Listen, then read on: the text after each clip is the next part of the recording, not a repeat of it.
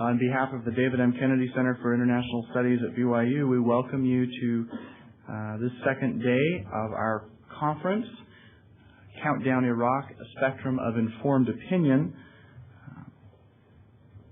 We are pleased to have three remaining panels today, which I think will fill in some very important pieces in the discussions that we've had thus far.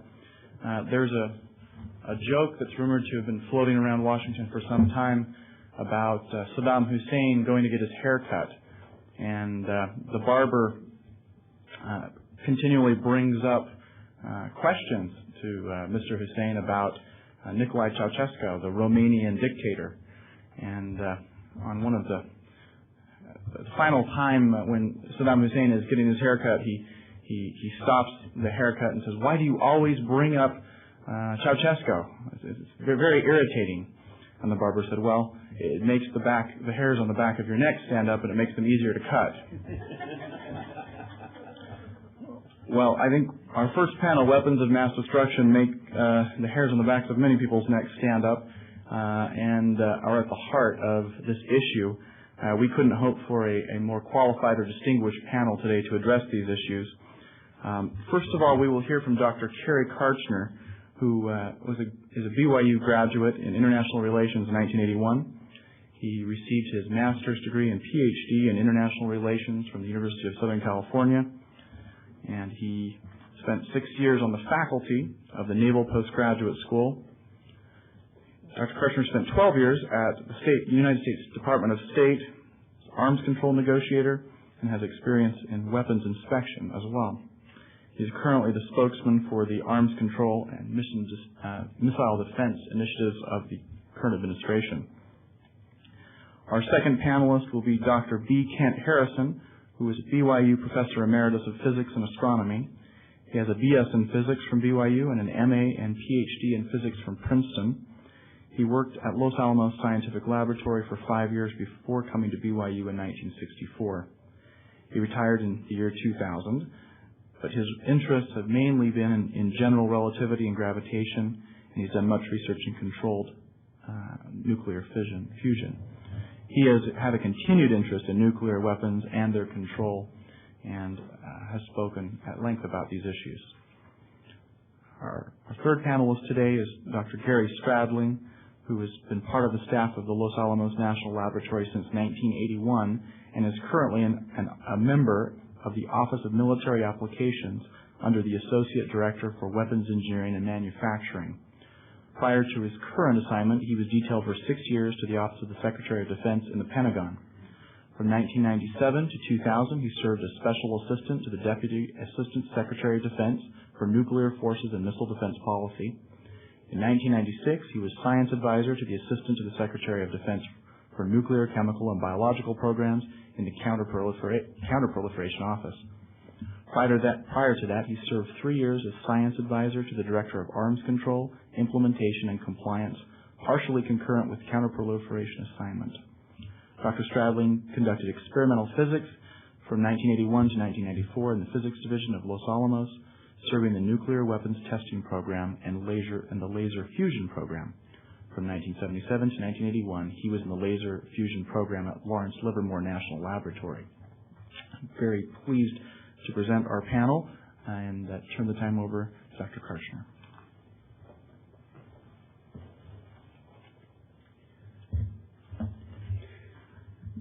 Well, I'm very pleased to be here and to accept this invitation because I consider the work of the Kennedy Center here at Brigham Young University to be critical. And this is one of the most important institutions on campus here. And so I'm very pleased to support it in any way I can. And I encourage you all to take advantage of this wonderful resource on your campus here.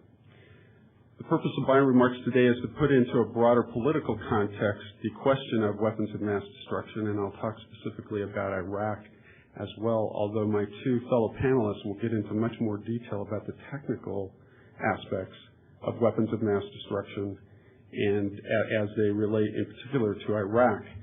What I want to do is stress that the United States has pursued peaceful means of resolving or combating the proliferation of weapons of mass destruction through arms control arrangements, through United Nations resolutions, and through arrangements bilaterally and multilaterally with other countries.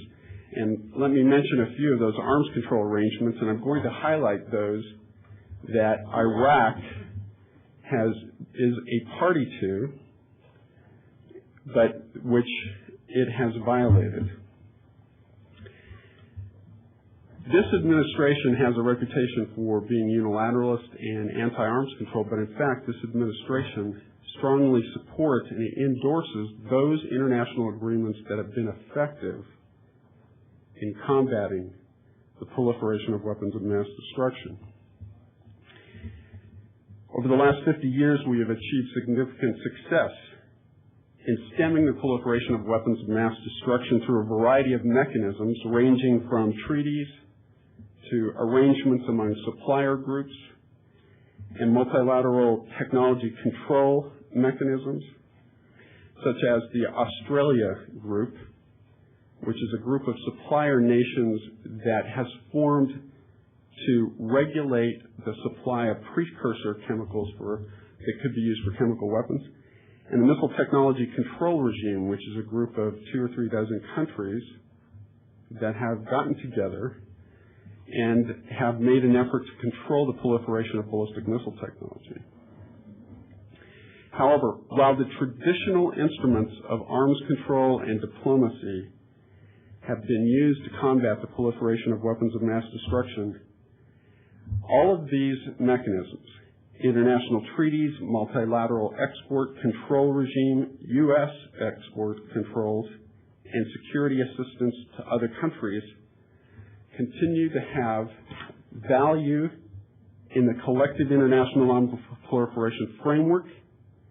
We must also recognize their limitations. And this, I think, is what distinguishes this administration from previous administrations.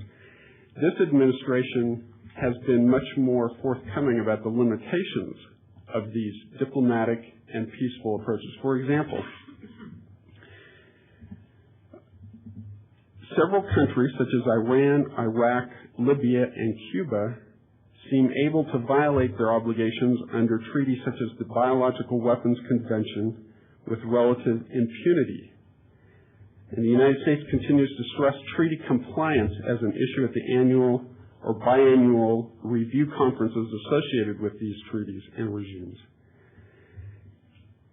Another limitation is that we often assume, in regards to these voluntary, non-binding multilateral export control regimes, that all the members of those regimes are like-minded, that they share a common interpretation of the obligations, but that is not always the case. So the Bush administration has placed priority on making these mechanisms more effective, on stressing the enforceability and compliance with those mechanisms, and in some case updating them to better reflect modern realities. Now, let me mention several arms control regimes of importance. The Biological Weapons Convention is actually much older than the Chemical Weapons Convention. The Biological Weapons Convention signed in April 1972. 145 nations are parties to that convention. And those parties to the Biological Weapons Convention commit never to develop, produce, stockpile, acquire, or retain microbial or other bioagents or toxins, whatever their origin, in quantities that have no justification for productive or peaceful purposes. They also commit to destroy or divert to peaceful purposes all agents, toxins, weapons, equipment, and means of delivery. However, it lacks a verification regime and it lacks an enforcement mechanism. The Chemical Weapons Convention was, by the way, Iraq is a party to the Biological Weapons Convention. The Chemical Weapons Convention, signed in January 1993, 174 nations have signed it, of which 145 have ratified it. Iraq is not a party to the Chemical Weapons Convention. No production, possession, transfer, or use of chemical weapons is allowed. Parties to this convention must declare and destroy existing chemical weapons stocks, comply with reporting and verification requirements, limit trade to non-state parties, and enact domestic legislation to regulate their own industrial manufacture of chemicals that could be used in chemical weapons. The Non-Proliferation Treaty, the Nuclear Non-Proliferation Treaty, signed in 1968. 187 nations are party to the Non-Proliferation Treaty. In fact, there are only 4 countries worldwide that are not party to the Non-Proliferation Treaty. Does anybody want to take a guess at what 4 countries those are? Okay, I knew you were going to say that. That's right. Israel is one of the 4 holdouts.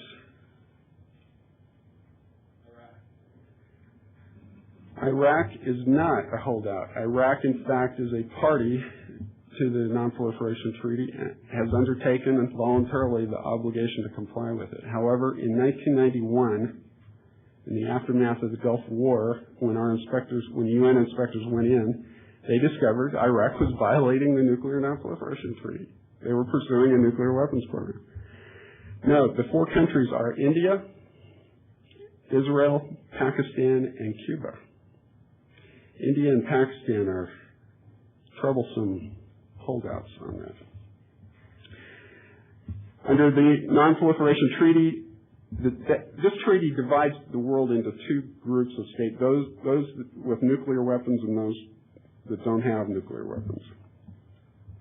Although that distinction is beginning to be a little more fuzzy right now. But it undertakes to limit the proliferation of nuclear weapons. Okay, there's others I could go into. The Missile Technology Control Regime, the Wassenaar Arrangement, the Zenger Commission, the Australia Group, as we mentioned. There's a whole series of these of agreements that try to limit the spread of weapons of mass destruction. Now let me apply this to Iraq and talk about it from my own personal point of view and through the prism of my values as a Latter-day Saint.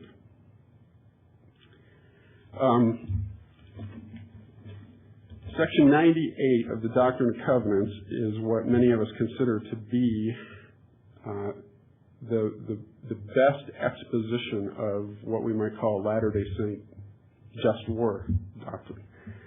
And in that section, it says, if any nation, tongue, or people should proclaim war against them, speaking of the ancient prophets, they should first lift a standard of peace unto that people, nation, or tongue. And if that people did not accept the offering of peace, neither the second nor the third time, they should bring these testimonies before the Lord. Then I, the Lord, would give unto them a commandment and justify them in going out to battle against that nation, tongue, or people. So I take from that and from other passages in both the Book of Mormon and the Doctrine and Covenants that we actually have a moral obligation to raise a standard of peace to these countries that would be our enemies. Now, I also happen to believe we have a political obligation to do that. And I believe that arms control agreements and certain UN resolutions are morally and functionally equivalent to raising the standard of peace. Because when we enter into an arms control agreement with a country that would otherwise be our adversary, we are saying, let's resolve this peacefully. When the United Nations Security Council issues a resolution, it is most often seeking a peaceful resolution of the conflict. That is why I say these mechanisms, these treaties, these arrangements, these resolutions are functionally equivalent of raising the standard of peace to these countries. They're offerings of peace. But in the case of Iraq, President Bush has asserted in his speech to the United Nations and elsewhere that Iraq has rejected virtually all previous attempts to raise a standard of peace. Iraq has violated the Nuclear Non-Proliferation Treaty. We believe it is currently in violation of its Biological Weapons Convention. And as President Bush stated recently, Iraq has systematically violated 16 UN Security Council resolutions over the past 11 years. With the latest Security Council resolution, I believe we have again raised a standard of peace, an offering of peace to Iraq, which essentially says, if you disarm, we will resolve this in a peaceful fashion. I also strongly believe that before military action of any kind is taken, we have an obligation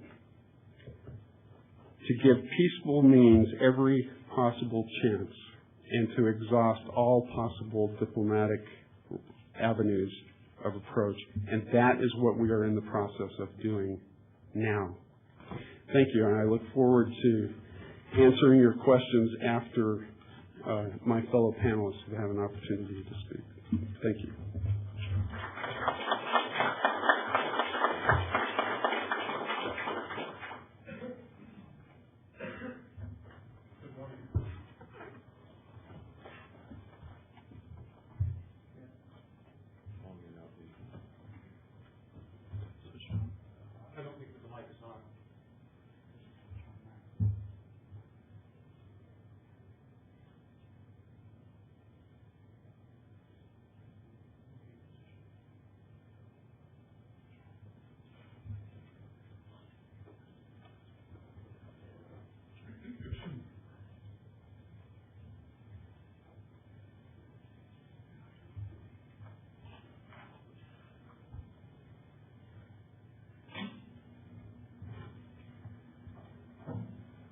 I'm pleased to have been invited this morning to speak to you at this conference, and I think that this is an important thing for BYU to be doing. BYU has a remarkable international presence in terms of where its students have been and where they're going to do. I was again impressed as I drove around the campus yesterday and observed the students gain the sense of what you're going to do and where you're going to go and what great things are going to happen in your lives. I was a BYU student from 1969 to 1976 with the mission to China interspersed in there. And following that, all sorts of wonderful things have come into my life as a result of the training that I've had here, and I anticipate that you likewise will have opportunity to go out into the world and contribute in some important ways. I'm going to address from not so much an opinion point of view, although I do have some opinions that I might share with you, but more from a technical point of view, the characteristics of nuclear, chemical, and biological weapons and how they relate to Iraq.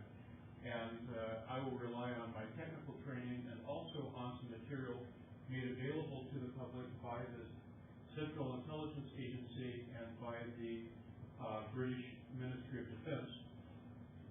As I begin, let me refer you to those articles. The British government has put out on its official government website a booklet entitled Iraq's Weapons of Mass Destruction. And the CIA, on the official CIA website, cia.gov, under Publications and Reports, this report's available to you. The images that I'll show you today come directly from that report. Let's talk first about a few nuclear weapons facts. And not going to tell you a lot of technical things about nuclear weapons, but rather I'm going to talk to you about what their capabilities are and why those capabilities are significant. I'm afraid that I'm going to block some of you wherever I stand, unfortunately. Nuclear weapons information has been publicly available and to some extent from the beginning of the nuclear weapons program in the early 1940s.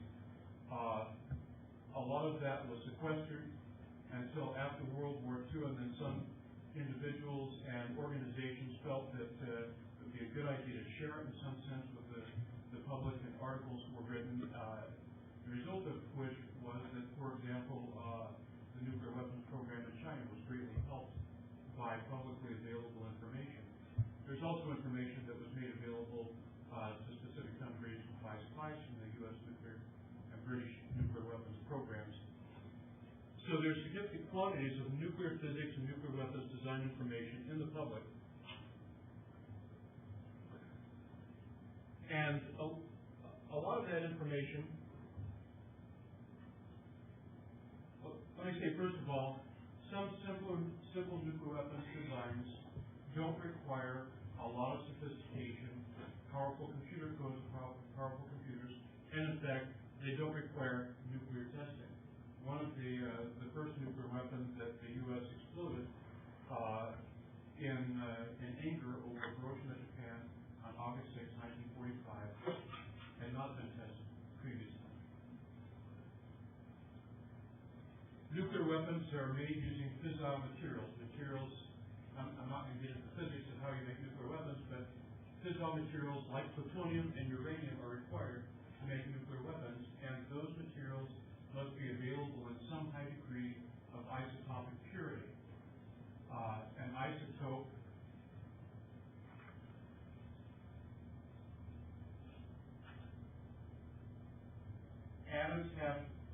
atoms of a particular element have different weights depending on the number of neutrons that are contained in the nucleus. Those different isotopes have different nuclear characteristics, and in particular, uranium-235 and plutonium-239 are particularly potent nuclear materials. So in order to be able to make nuclear weapons, you need to have the right kind of stuff, and it needs to be refined and purified to a high level. In order to make nuclear weapons, some of the technology required is very unique and identifiable. Other technology is dual use and can be used for other things besides nuclear weapons. And so those facts complicate our understanding of the Iraq nuclear weapons program. Does he have nuclear weapons? Does he not have nuclear weapons? There's a lot of intelligence effort going on right now to try to answer that question. So I'm not going to speculate on that, although there are claims one way or the other.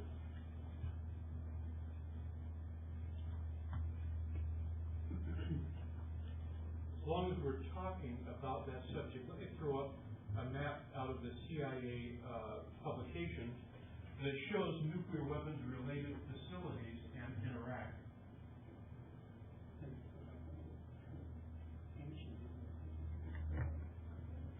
Well, simple technology. It's a light, a lens, and a projection screen focus. Okay, that's as best we can do. You don't need to memorize the names. The important thing is, here is a uranium ore mine. Okay, Iraq has indigenous uranium ore, yellowcake, that it can then process chemically to get out the uranium, and then it can process to get out the specific isotopes of uranium that it requires. There's a centrifuge development center over here. Well, there are a number of different ways to extract U-235 from a more robust mix of uranium-238. One of those is to have sequential centrifuges that spin and the heavier element moves to the outside, the lighter element stays to the inside. You get a slightly improved enrichment. You go to the next level, you go to another centrifuge. With that material, you get more enrichment and so on. There are other ways to do that.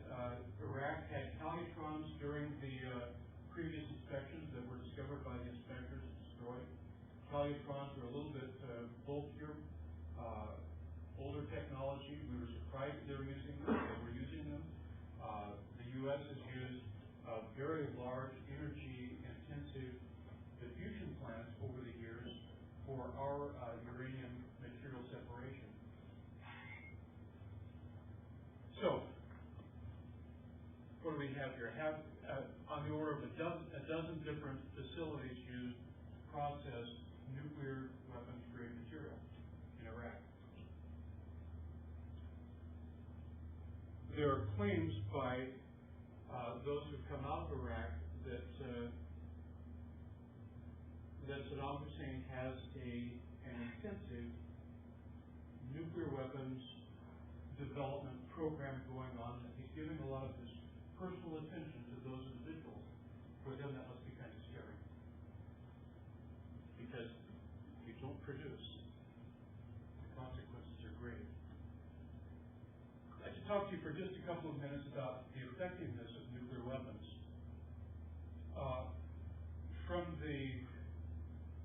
Throughout the history of nuclear weapons, initially the U.S. government made a big effort to show the press how awesome these weapons were.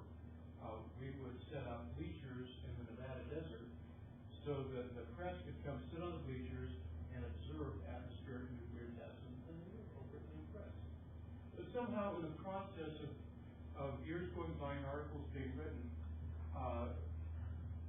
the press would take, and writers would take magnifying glasses, look at nuclear weapons effects, and then expand those to say, golly, the next time a nuclear weapon is used, the world is going to come to an end. And so, not to minimize the fact that nuclear weapons are extremely powerful, devastating weapons, nonetheless, they are limited in their scope. The Hiroshima weapon was on the order of 15,000 tons of high explosive equivalent, and it destroyed a significant area of that city and flattened it. It killed a lot of people. But that area was of limited size. It was a few square miles. In the bombing of Japan, which General Curtis LeMay conducted to destroy the Japanese industrial base during World War II, literally every industrial city was destroyed by conventional weapons. There were bombing raids in Tokyo in which as many as 40 square miles in an evening were devastated by a conventional bombing attack. It took a lot of weapons, a lot of aircraft to accomplish that. But the comparison between that destruction and what happened in Hiroshima is measurable. And Hiroshima actually was less than some of those single night bombing rates over other Japanese cities. How persistent is the effect of a nuclear explosion? It's not forever. I have myself walked around a place in the Nevada desert called Frenchman's Flat, where we anchored balloons holding nuclear weapons and set up nuclear weapons in the atmosphere to measure the effect of that blast upon structures in the Nevada desert. Well, that area is a place where somebody like you can walk around, and it's not, I would live there.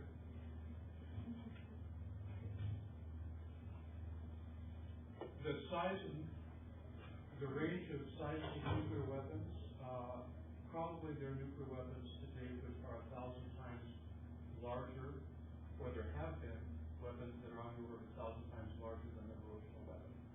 But most of those that you might see employed by a proliferant nation would be on the scale of the Hiroshima weapon in size. So the yield of the weapon is one measure of its destructiveness. How it's employed, can you get it up in the air at an optimum height to put its pressure wave over a large area of Earth? Or is it going to be in a truck? The effectiveness in a truck would be much less. How much persistent radioactivity would result would have to do with how close the weapon would be to the Earth, and the neutron activation of elements in the Earth would be the thing that would result in long-lived radioactive nuclides that would be hazardous, and so a weapon that is lofted might have less fallout effect than one that's right on the ground or that's in the ground. As I mentioned, years later, the effect isn't so high as it might be initially. I'm still in trouble by the fact that I think it's the machine that has the problem. And then another issue is, what is the concentration of value of the target? In the middle of the city of Minneapolis, the effects are enormously devastating. If you're striking a facility out in the middle of the desert that is even a few miles away from a population area, the impact is not nearly so strong in terms of the people destroyed. So that has to be taken into consideration too when you're considering the impact of the use of nuclear weapons. The U.S. policymakers are very sensitive to the vulnerability of civilians to our military strikes. So what are the Iraqi capabilities? If Iraq has nuclear weapons, they are likely to be of modest yield and not particularly sophisticated.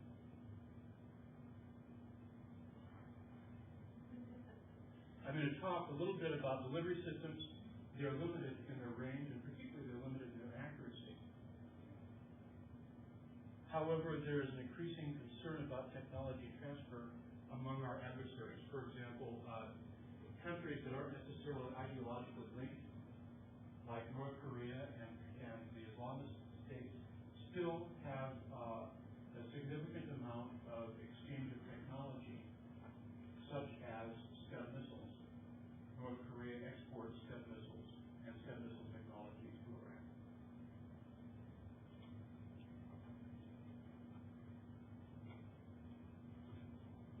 I really don't want to eat up all the time, so let me create along now. Chemical and biological weapons effectiveness. Let me say that, let's just go through this. The chemical weapons have a fairly localized effect.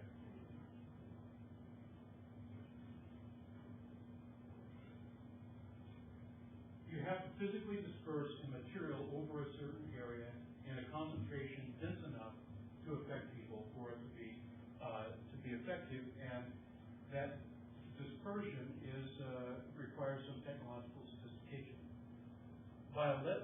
Both chemical and biological weapons are a little bit difficult to aim. But biological weapons in particular, if they are communicable diseases, if they have a communicable effect, such as smallpox might, it's very difficult to constrain where that effect is going to end up. It can even come back to your own troops. I am particularly concerned from my years of looking at nuclear, chemical, and biological weapons. I'm concerned about the potential for strategic biological weapons. And by strategic, I mean a weapon that can have sufficient effect to destroy the U.S. as a nation.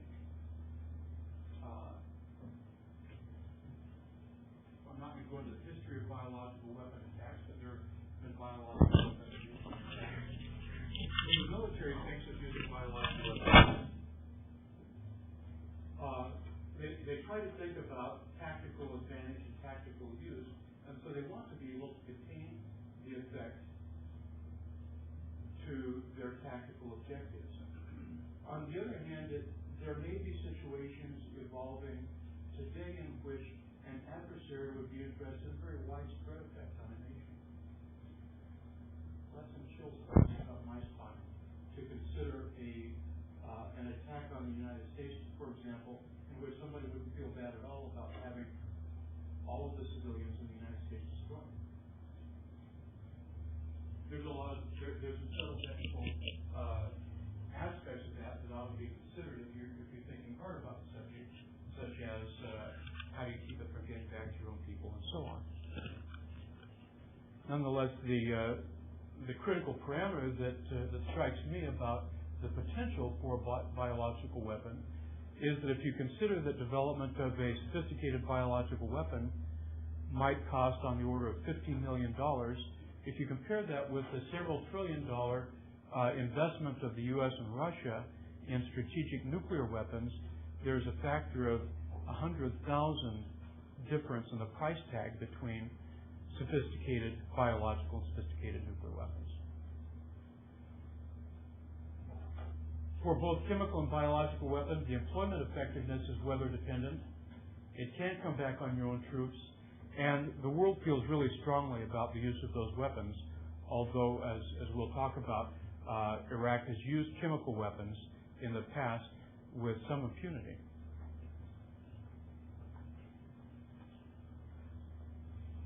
So what's our risk? If our forces are massed, we're more vulnerable to such weapons because a cloud of gas or a cloud of bugs can hit a lot of troops. For a nuclear EMP attack, that's electromagnetic pulse from a nuclear weapon, our electronics are probably more vulnerable than most other countries' electronics. However, our military has made some effort to harden our battlefield equipment. We're vulnerable in our homeland because our infrastructure and our satellites up in space are largely unprotected from the effect of an electromagnetic pulse. We're vulnerable because we care about our allies and our allied population centers, for example, Tel Aviv or in Ankara, Turkey. They are also vulnerable. Also, we don't know but what our adversary might take an attack away from our military, where we would expect an attack to the homeland, maybe to a city nearby.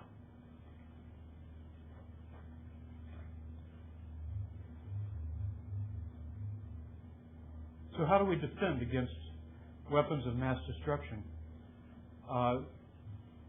This current administration is quite concerned about that. The Nuclear Posture Review, which came out about a year ago, spoke specifically about deterring and dissuading our adversaries from WMD use. But then if we were unable to deter or dissuade them, if they were to attack us, we could destroy them with the overwhelming use of force, of devastating force. Our U.S. military has long had a doctrine of training and equipping to minimize vulnerability to nuclear, chemical, and biological weapons.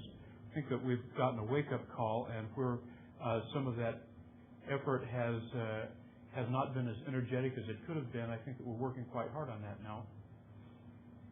We're developing and employing chemical and biological weapon detectors. In particular, during the 1990 war, suddenly somebody in the military realized they didn't have a way to detect a cloud of biological agent that may be coming towards our front lines. They came to Los Alamos, where I work, and said, we really need this capability. Could you develop something that would be able to identify a cloud of biological agent?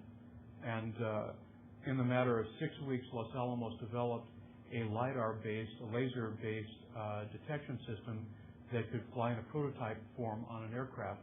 That was quite an exciting thing. Now that effort to develop those capabilities is much broader. We work hard to harden some key military equipment against the electromagnetic pulse threat.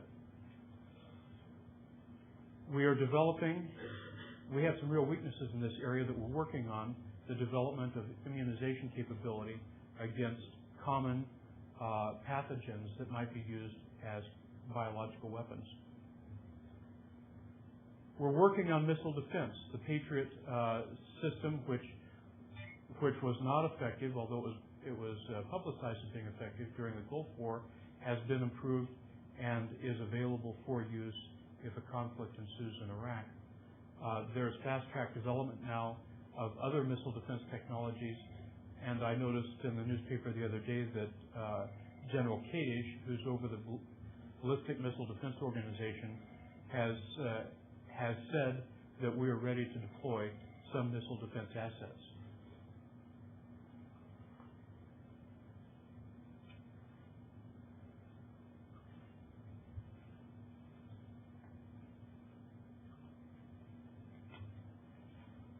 to go through this very rapidly, just to show you what there is. This are documented Iraqi uses of chemical weapons against both Iranians and civilians in Iraq. There are on the order of a dozen instances cited. These are images of chemical-filled munitions that were declared by Iraq.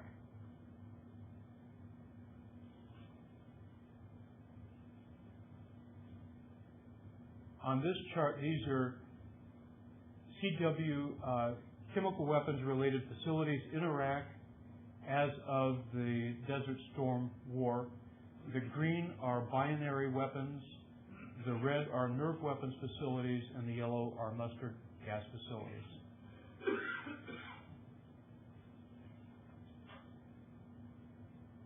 These bombs were filled with botulism toxin.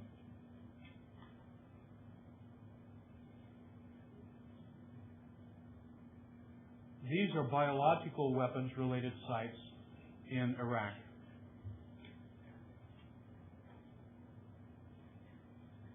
These are Iraqi acknowledged open-air testing instances in Iraq, and there are on the order of 14 of those where the Iraqis have acknowledged testing of biological weapons.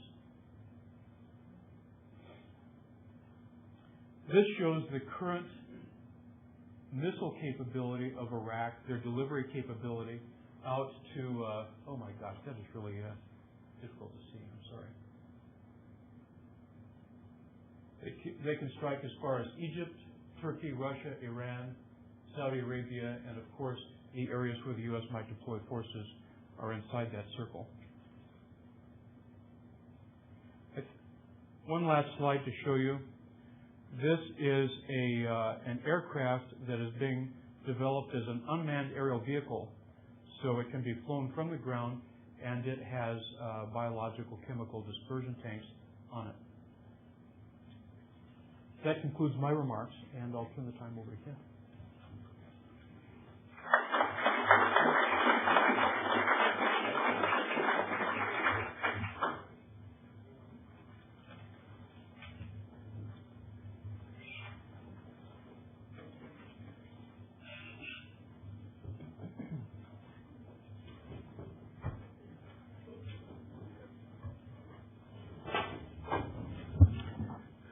I think I'd like to make the point right at the beginning that much of this information is available to the general public. The material that Dr. Stradling has shown you came from the CIA.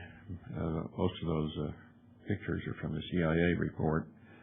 And there's also this British intelligence report as well. I have taken some of my material from an article in the current National Geographic November issue. These two charts that I will show you are from that issue, and they show you something of, and again, it's difficult to see, but you can get an idea of the United States. The red are nuclear sites of missile silos and that sort of thing. This is former Soviet Union over here. Blue are chemical. Green are biological. Here you see Kazakhstan, which is one of the former Soviet Union republics, which has quite a number of nuclear material sites and also some others. A few remarks just to follow up what Dr. Stradling said about nuclear weapons. The bomb used on Hiroshima was a plutonium bomb, which required the implosion idea, where you have ordinary high explosion driving fission materials together. That was Nagasaki. The bomb used on Hiroshima was the so-called gun-type uranium bomb, which is easier to do, easier to make. That was the one that was not tested. Iraq attempted to, or actually bought a reactor from France around the late 1970s and transported it to Iraq. That was bombed by the Israelis in 1981. This would have made plutonium for a bomb, but that is now not available, and Iraq seems not to be pursuing that. It is possible to make enriched uranium bombs, and this seems to be the way that Iraq is proceeding now. You need something on the order of 20 kilograms of enriched uranium for a bomb.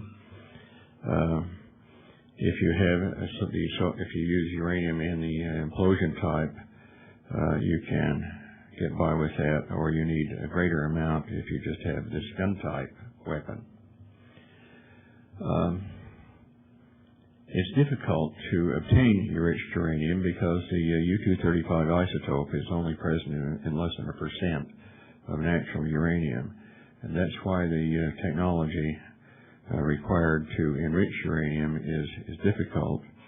Dr. Stradling spoke of using centrifuges to do that, and there is some indication of that Iraq may be trying to acquire centrifuges to assemble such weapons. This CIA report indicated that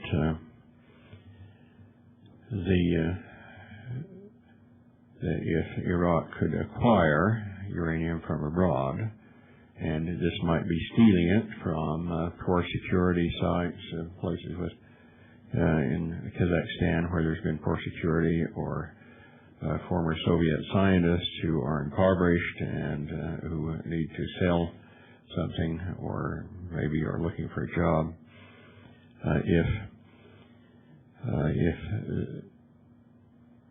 If Iraq can acquire uranium from abroad, then the estimate is maybe a weapon in a year. Without that, maybe 5 years, because of the uranium mine in Iraq. They were also trying to use the uranium from the bomb reactor, but that may not be so available.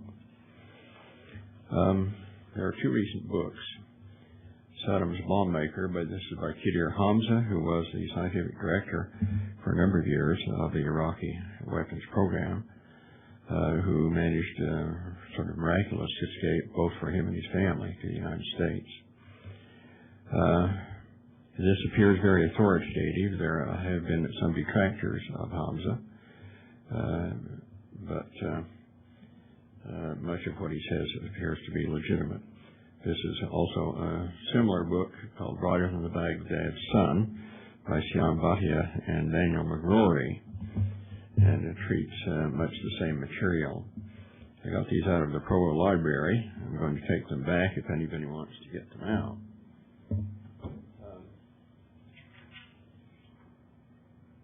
I think I won't say any more about that. Get that if you want. You should point out that a lot of those chemical weapons are just 30 miles from your toilet. Yeah, that's right. This is the other chart from the National Geographic article with nuclear weapons. And here are a discussion of chemical weapons. And you saw a list of the chemical weapons used by Iraq, including some against its own troops, in particular against the Iranian troops in that war.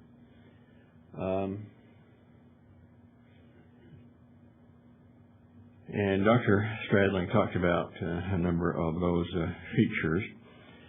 The one interesting remark from Hamza's book is that Saddam apparently placed caches of chemical weapons in the way where they would be blown up by Allied troops as they invaded Iraq during the Gulf War. And some of them were apparently blown up, and this was acknowledged in later years by the Pentagon as being the cause of Gulf War syndrome. Now, I'd like to say a little more about the biological weapons here.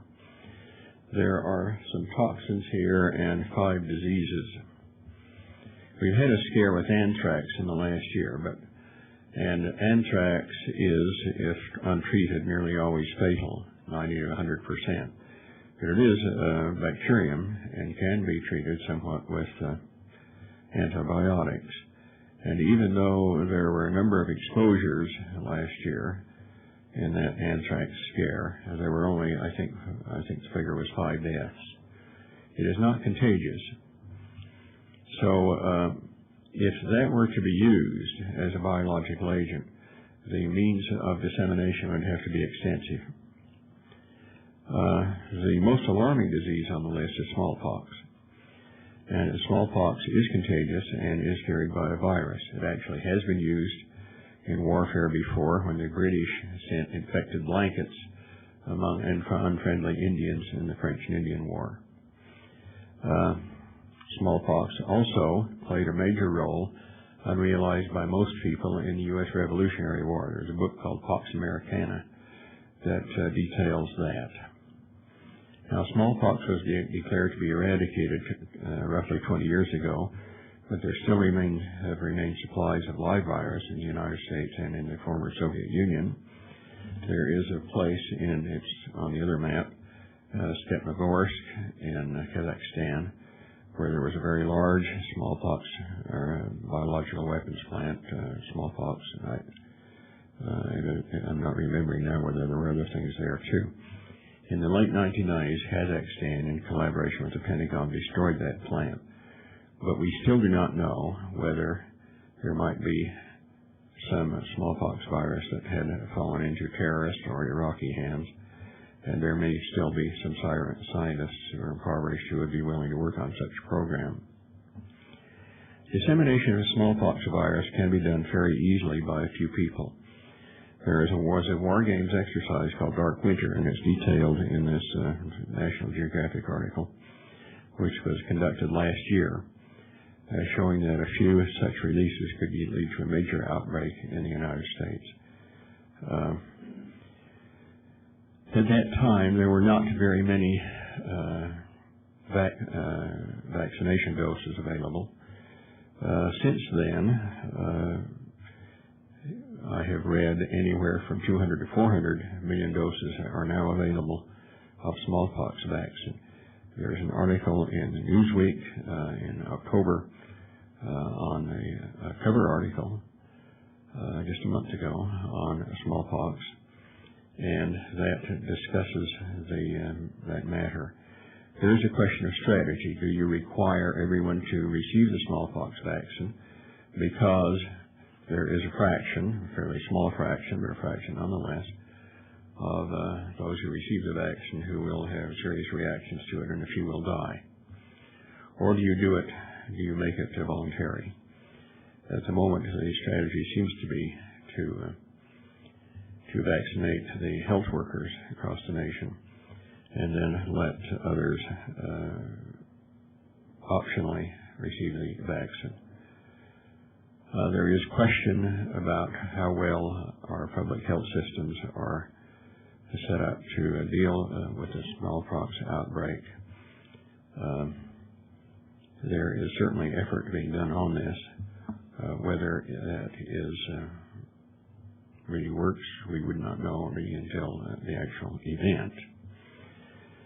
Quarantine has been used successfully in the past, but would not be useful because of the enemy would strike several well-populated sites at once.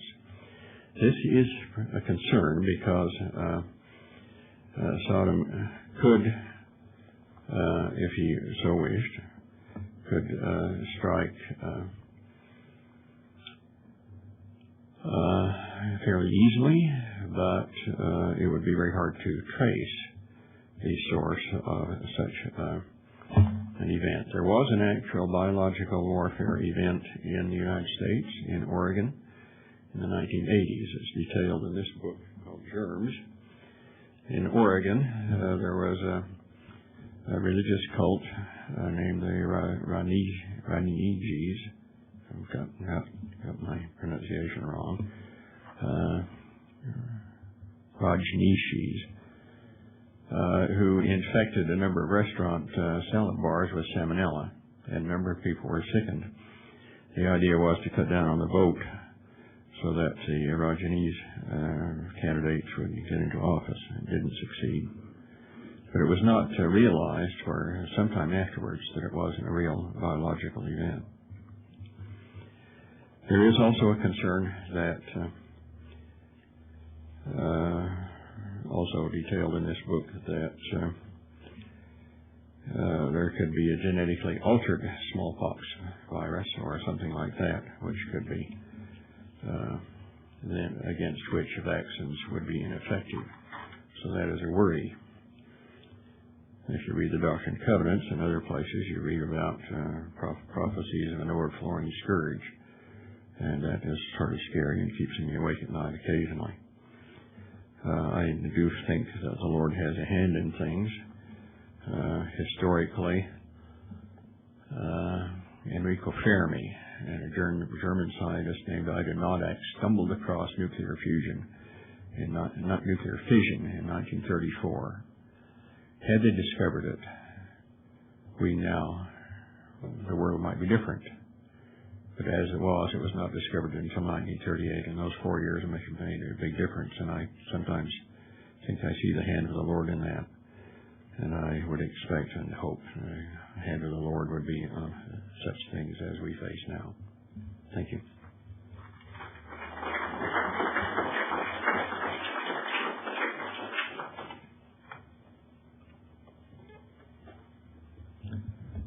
Invite any questions from the audience.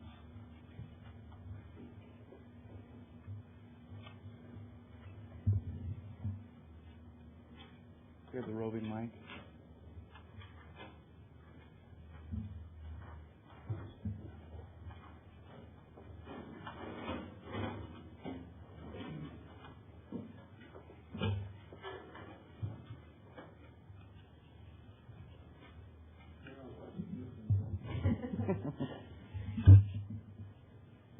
I have a question.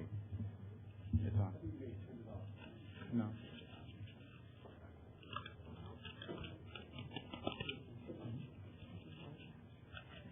My question is for Kent regarding the smallpox vaccinations. Some of us who are older actually got those when we were kids. And so I guess I've been curious as to whether or not those are still good. Is it a once-in-a-lifetime vaccination? Or is it something that has to be renewed at some point in time? I'm not sure anybody really knows, but as we've been reading about this, people speak of residual immunity. Certainly that would help. Whether it would be sufficient, I don't think anybody knows.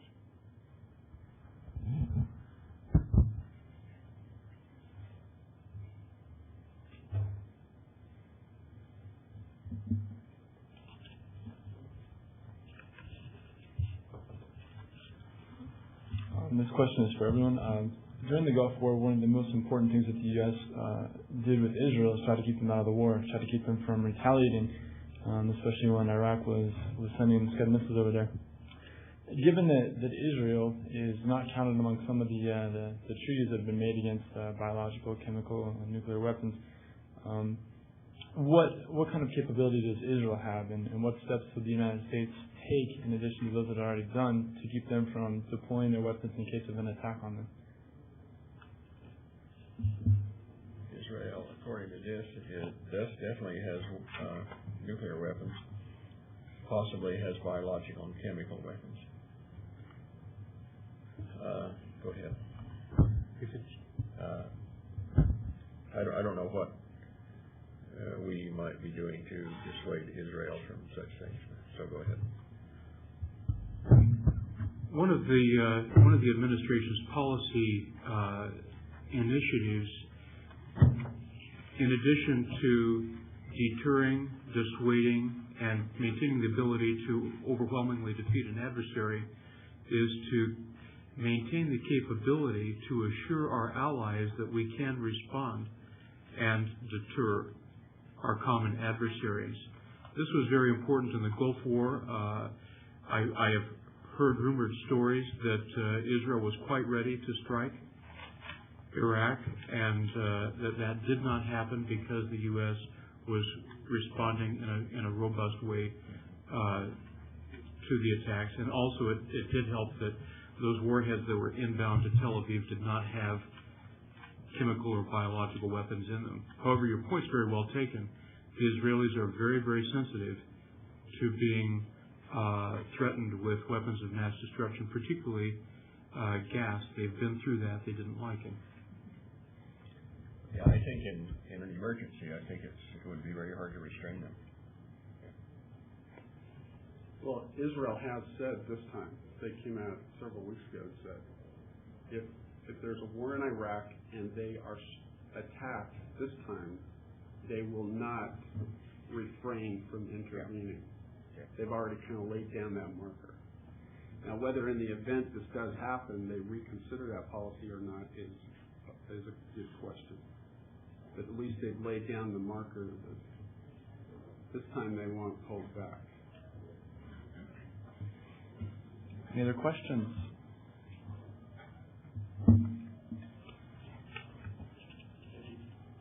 I just wanted to add a comment to the last question.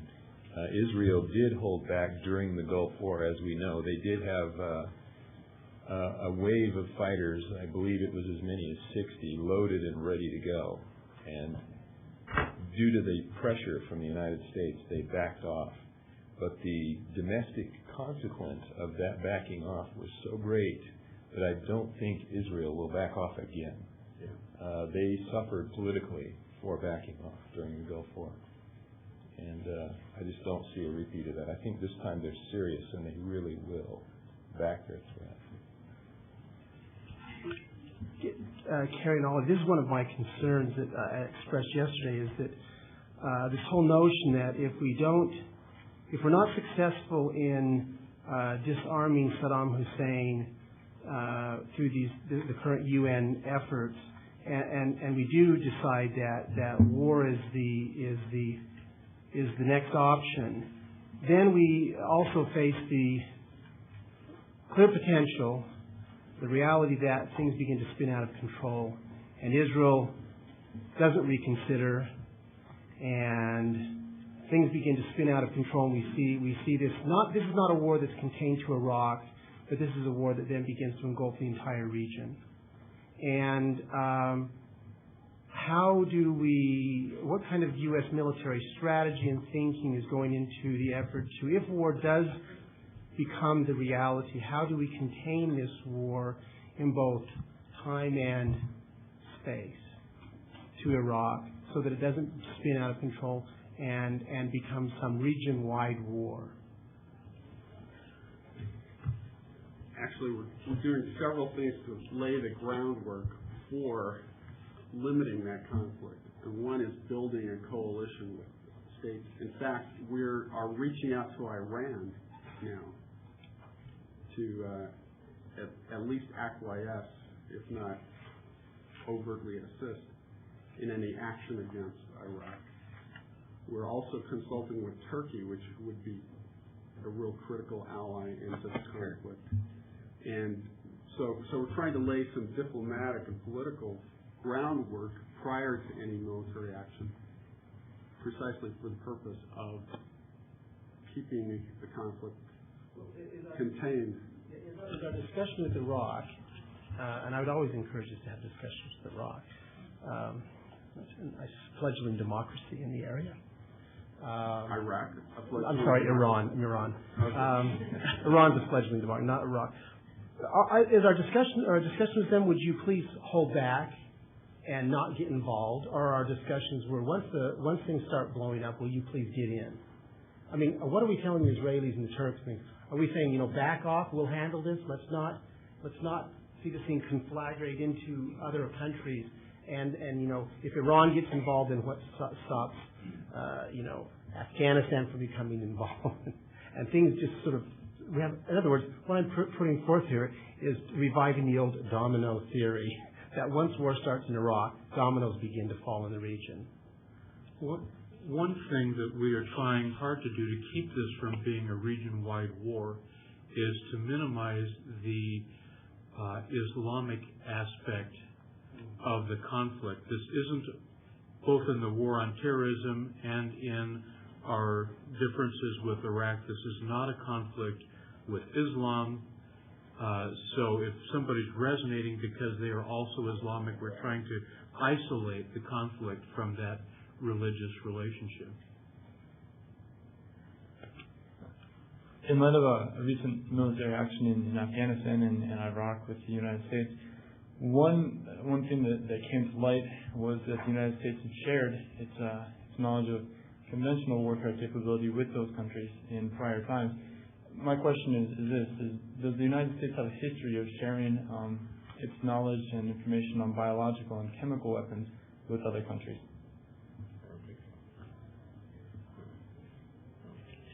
I think that's something that is that we would not share, and we do have a relationship with the UK in our nuclear weapons program because essentially we developed the program jointly. But there are some pretty strong barriers between the U.S. and other countries in any of those developments. We don't share it with our own people very much. Well, this is not an official answer. This is my personal answer, and it's just based on what I read in the newspaper. In the aftermath of the anthrax attacks back east earlier this year, information did come out that we had shared samples of anthrax with other countries for the purpose of joint biodefense research. So I think there are some, apparently, if that's true, and I don't know if it's true or not, then yes, there has been some cooperation with other countries, but for developing a defense against these kinds of things. Okay, thank you very much. I'd like to thank our panelists, and we'll take a brief 5-minute break, and then we'll reconvene for a discussion on the global economy. Thank you very much.